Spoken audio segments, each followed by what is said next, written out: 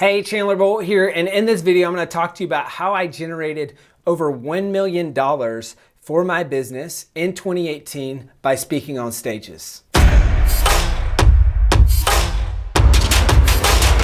it was October of 2017. I was talking to my friend Pete Vargas. He runs a company called Advance Your Reach, and he said, Chandler, you need to be speaking on stages. Stages are one of the fastest way to grow your business. You need to be doing this. And we kind of had this argument, and I was like, Pete, we're doing all this online stuff. It's more scalable. I don't want to do the offline stuff.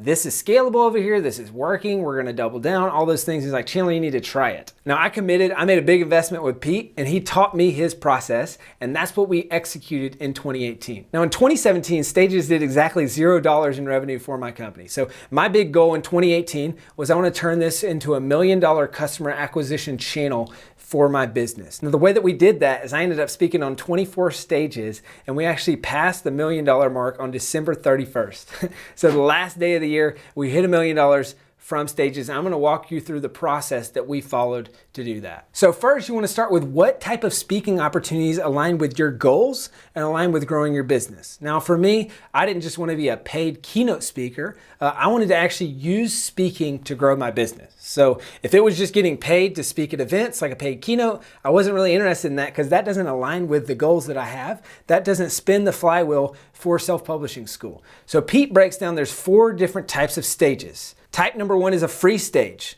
So you're not getting paid to speak there, but you are able to make some sort of offer potentially or collect leads or things like that.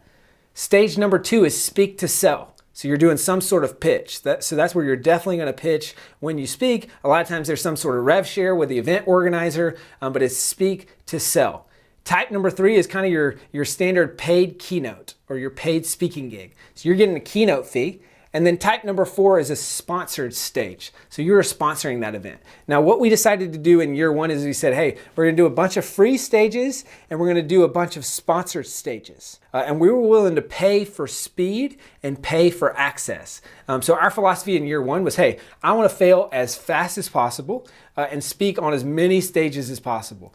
So one of our core values is fail fast, fail forward, fail often. So we said, hey, how can we speak a bunch? So I'm going to get free speaking gigs and I'm going to get sponsored speaking gigs where we can have a booth, things like that. But we're going to use that and generate leads and generate sales. So once you get clear on the type of stages that you want to be on, next comes how do you find those stages? How do you book those stages? So there's 2 ways to do this. Number 1 is to get champions. So champions are people who are advocates for you, advocates for your business. They know you, they know your message, things like that. So I want you to think about who do you know that maybe runs an event, or who do you know that knows someone that runs an event, and especially start locally.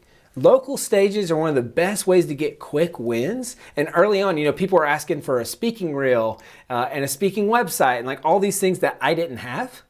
And you might not have either. So if you don't have those things, go to your champions, and maybe it's getting on a podcast or getting, a TV spot or some PR or things like that. Or maybe a local stage that you can speak at and then get them to record the footage for you, and you can start to leverage that. So go to your champions first. That's far and away the lowest hanging fruit to get started and to get your first gig booked. And then second is research. So the research is a little bit more tedious, but this is what are the stages that fit the criteria of what I'm looking for. So again, I would start locally. What are all the conferences? So maybe my top 10, 50, 100 stages that I could potentially speak on. Who's the meeting planner? So who controls that stage? How do I reach out to that meeting planner and then make some sort of win-win to speak on their stage? So I'm going to say, hey, your attendees value XYZ. I can speak on this. Here's why I'm credible. Here's why this will be an amazing experience. I'm willing to waive my speaking fee. And yes, you have a speaking fee, even if you haven't done a speaking gig before. And here's the great news. You can make one up because this is what you will charge in the future and what you can charge for them, but you're going to waive that fee and you're going to waive your travel costs. So in the beginning, it was, hey, my speaking fee is $2,000 plus travel expenses. I'm willing to waive that to speak at your event. And in some cases, I'd say, hey, I'm willing to waive that in exchange for I'll pass out a free gift at the end of my talk.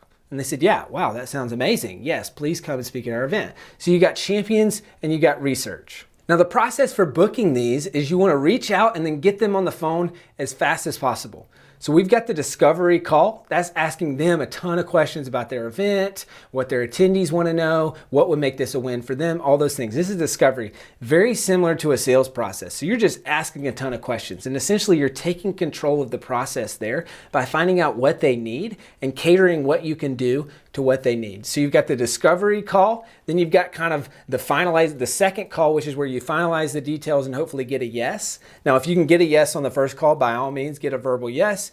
Then you get a speaking contract, get that signed, get it booked, all those things. Now you've got your stage booked, but how do you turn that into actual revenue for your business? The first thing you want to do is structure your talk to convert. Now, this is very, very, very important. So you want to really have 3 main ideas that you're going to cover in your talk. And what Pete taught me and what Pete recommends is what he calls the story braid structure. So he calls it the heart, head, hands, heart. It's the story braid because you're kind of braiding these things together. So you start with a heart piece, which is some sort of emotional story or opening. Then you move to the head piece, which that's teaching them. So that's when you teach the 3 things that you want to cover. And oftentimes these are 3 things related to the misconceptions or objections they have to doing your thing. So I'll give you an example. With me, it's writing a book. So I teach them how to find their book idea, how to get their rough draft done in as little as a weekend, and we actually work on their mind map, and then how do you launch the book successfully. So I'm countering the objections of I don't have an idea, then I'm countering the objection of I don't have time to write the book because I show them how easy it is and how they can do it in a weekend, and then I'm countering the objection of will this thing sell? How do I even market this thing? I don't like marketing, all those things. So those 3 things are intentional to help them make progress, but also to counter the biggest objections that they have. So you've got the heart, the head, and then the hands. And so the hands is some sort of call to action or some sort of challenge. So that's when you challenge them or this is where you do your lead collect. So this is where I get people to fill out something. And then lastly, you have your heart. And that is kind of ending with an emotional close and tying everything together. Now, with the call to action, what we do here is we actually hand out, it's called the Book Outline Challenge. So the 24-hour Book Outline Challenge, it's a little card. Now, a lot of times people will do a text opt-in. Up until this point, all we've done is old school physical, what Pete would call contact cards. This is very simple. I can give you an example along with this video, and it's their name, their email, their phone number, things like that. And it's also, there's a couple quick questions of like, hey, are you interested in a one-on-one strategy session with Self-Publishing School, someone on the team, and potentially working with us? Yes. And then what areas do you need the most help with? So they're filling that out. And what we're doing is we're giving them something called the 24-hour Book Outline Challenge. Now this normally sells for $47. We're giving it to them for free. Now, a lot of times when I announce this, I actually get applause, which was funny to me the first time I did it. It's like they're clapping for me for offering them something for free, and in this case for turning attendees into leads and then ultimately into sales for Self-Publishing School. So it's a really cool thing because you're adding value to them while also giving them a logical next step to talk to your team. Now, when it comes to your call to action, it's very important that you have a specific and explicit call to action at the end of your talk. Now, Pete and Pat always talk about kind of embedding things in your talk. Now, this is very important. It's important that you embed things of kind of what it would look like to work with you throughout the talk, not in this salesy, overbearing way, but that it is in there. Like when you're giving customer examples and customer success stories, you apply them to how that applies to the audience, and you start to kind of explain what it is that you do, but in a non-salesy way. So I might say, hey, when I was working with Dave, Dave got this result. He was in a talk just like this. He said, hey, I don't know if I could do this. He ended up deciding to work with us at the end of the talk, and check this out. This is crazy. He got 100 reviews within the first 90 days. He published his book. And so I'm giving an example of someone who's done this, but what I'm saying and what's subconscious here is that, hey, Dave decided to work with us at the end of this talk. He booked a session with my team, talked about his book, went on to work with us at Self-Publishing School, and here's what happened. So what I've said without saying any of it in kind of a pitchy, salesy way is I have a program. You're going to be able to sit down with my team